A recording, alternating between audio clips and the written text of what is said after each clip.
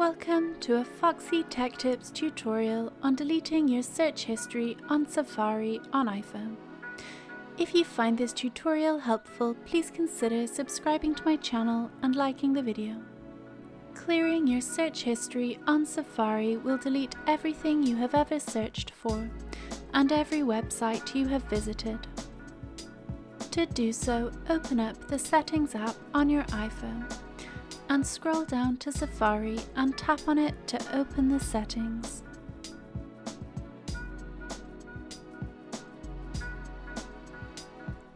Then in the Safari settings, scroll down to Clear History and Website Data and tap on it.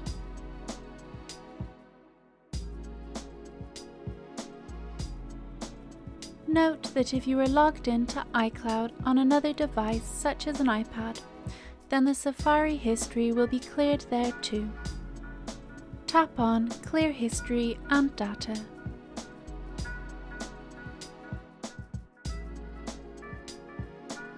Your Safari search history and website data have now been cleared.